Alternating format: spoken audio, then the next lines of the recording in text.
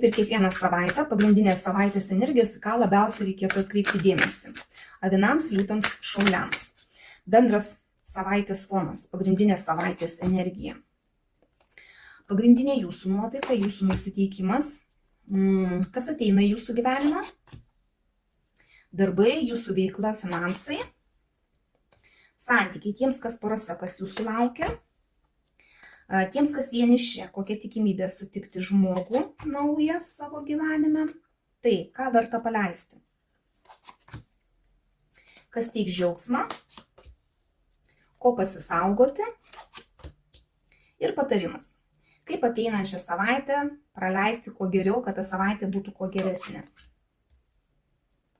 Bendras savaitės fonas, lazdų ketvirtukas, tai iš tikrųjų stabilumo arkanas. Kai kurie ir jausite stabiliai, o kai kuriems čia gali tiesiog būti šventės kažkokios. Tai krikštynos, vestuvės, sužadėtuvės, kažkokie tai jubiliejai galbūt. Žodžiu, kai kurie jūsų ir švęsite. Koks vidinis nusiteikimas jūsų, kokia nuotaika, jėgos arkanas.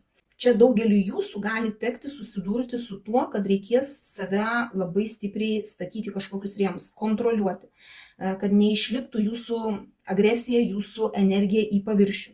Čia vidinis toksai nusiteikimas, kai energijos yra labai daug ir kartais negalite nusidėti vietoj, negalite patylėti, galbūt kai kur reikia patylėti, negalite savęs sukontroliuoti, tai yra blogai, nes bus tokių atvejų, kai reikės save imti į rankas, suimti ir labai stipriai save valdyti, savo emocijas, savo nusiteikimus, savo ugnį, savo instinktus kažkokius. Tai toks vidus bus nusiteikimas, toksai vidinis bus, kai save labai stipriai kontroliuosite. Kas ateina į jūsų gyvenimą? Čia baimė arkanas, toksai prisigalvojimas visko.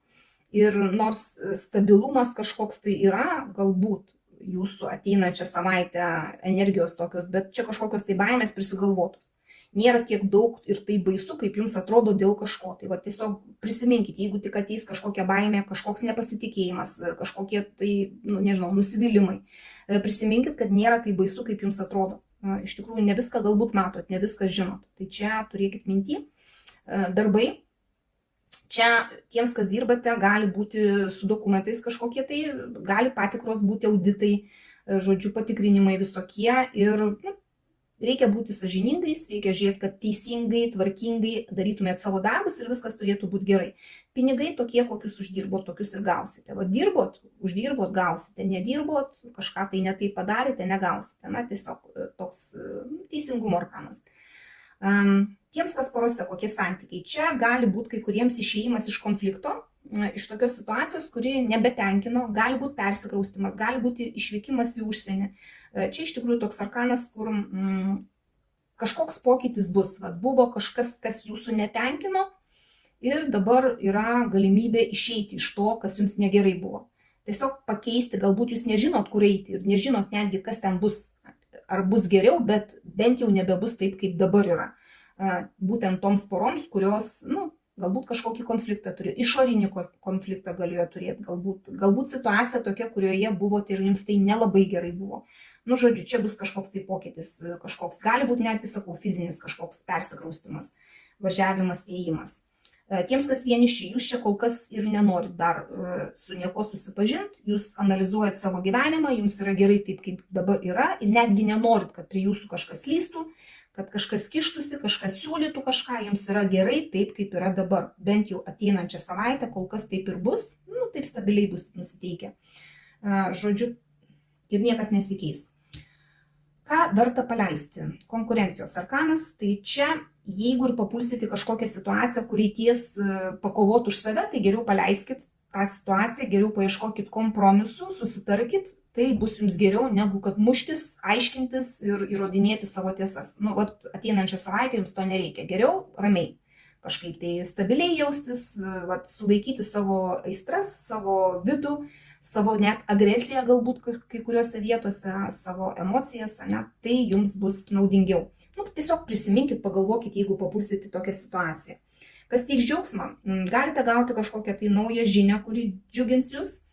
Gali ateiti kažkoks jausmas naujas, emocija kažkokia nauja, gera, kuri irgi teiks džiaugsmą. Įsimylėt gal kažkas tai galite, bet naujų pažinčių čia kol kas nenusimato.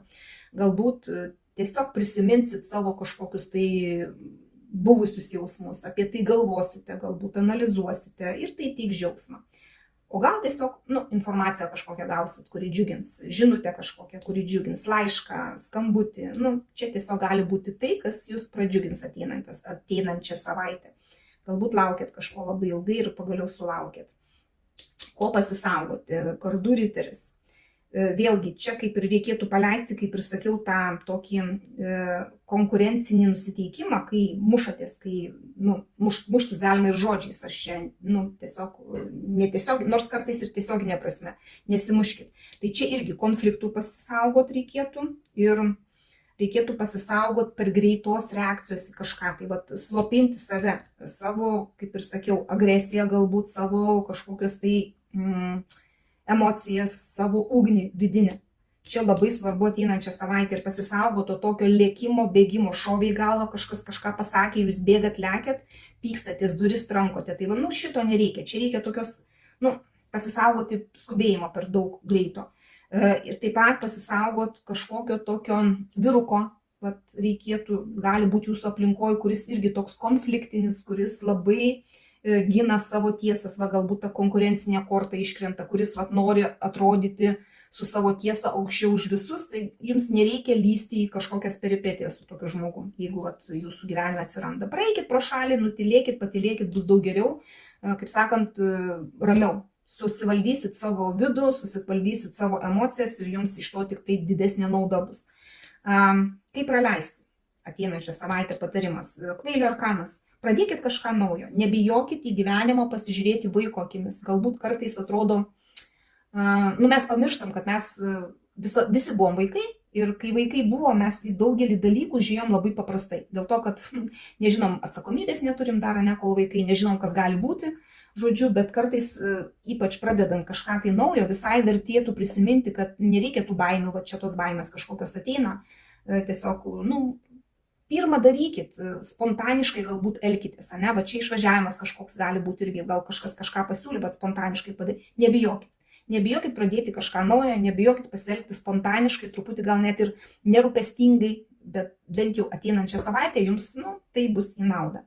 Tai primenu, pasiimkit tik tai, kas rezonuoja.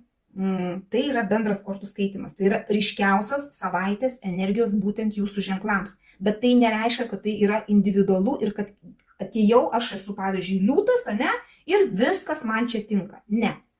Vieniems viena dalelytė tinka, kitiems kita dalelytė tinka, bet tai yra ryškiausios energijos.